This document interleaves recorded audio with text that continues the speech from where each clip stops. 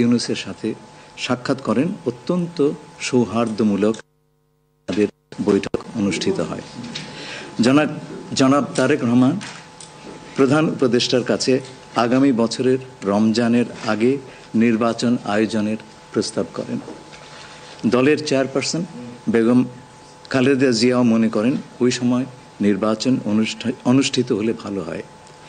প্রধান উপদেষ্টা বলেন যে তিনি আগামী বছর এপ্রিলের প্রথমার্ধের মধ্যে নির্বাচন অনুষ্ঠানের ঘোষণা দিয়েছেন। সকল প্রস্তুতি সম্পন্ন করা গেলে 2026 সালের রমজান শুরু হওয়ার আগের সপ্তাহেও নির্বাচন আয়োজন করা যেতে পারে।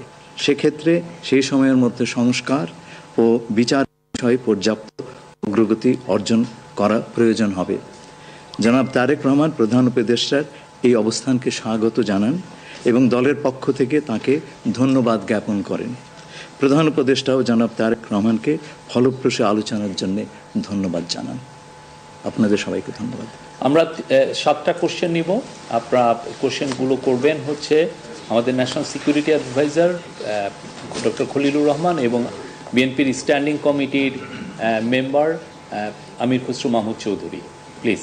আমার একটা প্রশ্ন, জুলাই সনদ নিয়ে কোনো কথা হয়েছে কি আজকের বৈঠকে? না, জুলাই সনদ নিয়ে তো অলরেডি আলোচনা চলছে দেশে, এবং এই ব্যাপারে আমাদের মধ্যে অলরেডি সিদ্ধান্ত আছে যে ঐক্যমতের ভিত্তিতে জুলাই সনদ হবে, এবং সংস্কারের ব্যাপারেও একই উত্তর আমাকে দিতে হয় যে ঐক্যমতের পরিপ্রেক্ষিতে আমরা সংস্কার এবং জুলাই সনদ দুটাই করব। সকলের ঐক্যমতের পরিপ্রেক্ষিতে সেটা সিদ্ধান্ত নেওয়া হবে, এবং এটা আমি নিশ্চিত এটা খুব কম সময়ের মধ্যে আমরা সেই সিদ্ধান্ত নিতে পারব।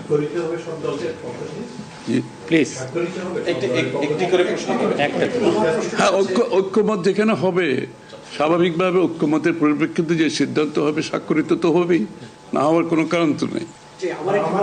Please please please please please উনি হচ্ছে যে যেটি বারবার যে কথাটি বলা হচ্ছে যে নির্বাচনের একটি সঠিক তারিখ নির্ধারণে আসলে সমস্যাটা কোথায়?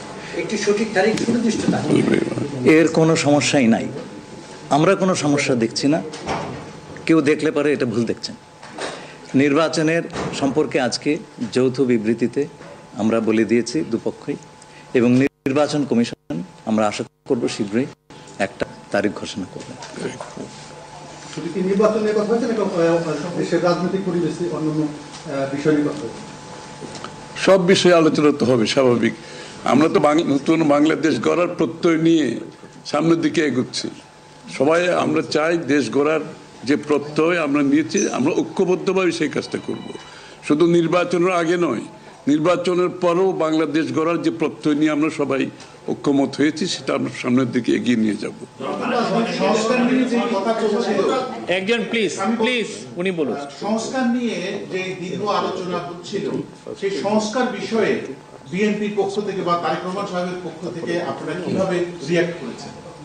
যে আবার স্যার আমি শুনি, যে সংস্কার নিয়ে যে বর্তমান সরকারের যে একটা বিশাল রূপরেখা তৈরি হয়েছে, একটা বিশাল তালিকা, সেই তালিকা নিশ্চয়ই আজকে আপনাদের সামনে উপস্থাপন করা হয়েছে। যে সংস্কার বিষয়ে আপনাদের মতামত কি? বিএনপি কিভাবে সেটাকে? না, এটা তো পরিষ্কার। এটা এখানে না বোঝার কোনো কারণ নাই। বিষয়টা হচ্ছে সংস্কার। চিফ অ্যাডভাইজার সাহেব, তারেক রহমান সাহেব, আমরা সবাই একই কথা বলছি। যে বিষয়গুলোতে ঐক্যমত হবে সেগুলোতে সংস্কার হবে, তাই না? তো সংস্কারের বিষয়টা একটা চলমান প্রক্রিয়া। এমন না যে আজ সব সংস্কার এখন শেষ হয়ে যাবে। এটা নির্বাচনের আগেও কিছু সংস্কার হবে যেখানে ঐক্যমত হবে, আর নির্বাচনের পরেও সংস্কার অব্যাহত থাকবে। কারণ আমরা যেই দেশ গড়ার প্রত্যয় নিয়েছি সংস্কারের প্রয়োজনীয়তা সবাই অনুভব করছে এখানে। সুতরাং আগে পরে সংস্কার চলতে থাকবে।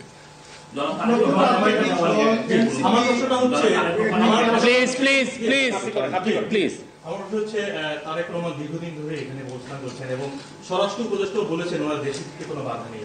ওনার এই ব্যাপারে কোনো আলোচনা হয়েছে কিনা বা কবে দেশে ফিরতে পারে?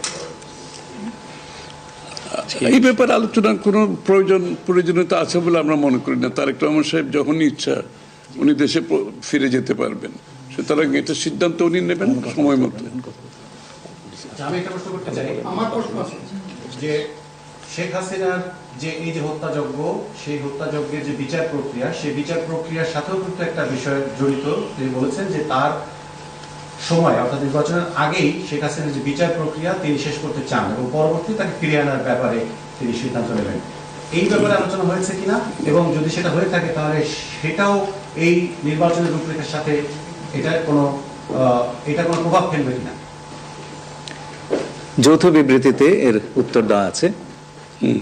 সংস্কার এবং বিচার দুই বিষয়ে পর্যাপ্ত অগ্রগতি কথা বলা হয়েছে এবং আমরা মোটামুটি কনফিডেন্ট যে এই অগ্রগতি আমরা নির্বাচন আগেই দেখতে পাবো। সম্পন্ন করা যাবে। রাজনৈতিক দল এনসিপি নির্বাচন কমিশন সংস্কার ছাড়া নির্বাচনে যাবে না বলে ঘোষণা করেছে। এই বিষয়ে কোনো এই ব্যাপারে এখানে আলোচনার কোনো সুযোগ আছে বলে আমি মনে করি না। এটা স্যার বলেন কি হয়েছে? সকল দলের সম্মতিতে আমরা নির্বাচনটা অনুষ্ঠিত হবে। আমরা সেরকমই চাচ্ছি। নির্বাচন কমিশন এই নির্বাচন কমিশনের অধীনে নতুন রাজনৈতিক দল নির্বাচনে যাবে না বলছে, এটা নিয়ে কোনো আলোচনা হচ্ছে? এটা ওনাদেরকে জিজ্ঞেস করেন। এটা যার প্রত্যেকটি দলের নিজস্ব মতামত আছে, তবে আমরা সকলকে নিয়ে নির্বাচনটা করতে চাচ্ছি। আচ্ছা, তাহলে কি আমরা বলতে পারি যে এপ্রিলে যে ঘোষিত যে নির্বাচনের রূপরেখা, তাহলে সেখান থেকে সরকার কিছুটা সরে আসতে চাচ্ছে বা আসবে? যৌথ ঘোষণায় এই বিষয়টি সুস্পষ্টই বলা আছে। আপনারা শুনেছেন, যদি সকল কাজ সময় মতো আমরা করতে পারি এবং বিচার ও সংস্কারের ব্যাপারে পর্যাপ্ত অগ্রগতি হয়, তাহলে নিশ্চয়ই সেটা করা যেতে পারে। এখানে আমি একটু অ্যাড করি যে ইয়ের সাথে যে মিটিংটা প্রথমে আমাদের দুই সাইডের ডেলিগেশনের সাথে হয়েছে এবং পরবর্তীতে 1-to-1 ওনারা দুজনে দীর্ঘ সময় আলোচনা করেছেন। আপনারা কি সন্তুষ্ট কিনা? নিশ্চয়ই সন্তুষ্ট, নিশ্চয়ই সন্তুষ্ট। শুধু আমরা তো বলছি নির্বাচনের আগে নয়, নির্বাচনের পরও দেশ গড়ার ক্ষেত্রে আমরা সবাই একসাথে কাজ করতে হবে, নতুন বাংলাদেশ করতে হবে। আর সন্তুষ্ট না হলে তো যৌথ ঘোষণায় আসবার কথা নেই।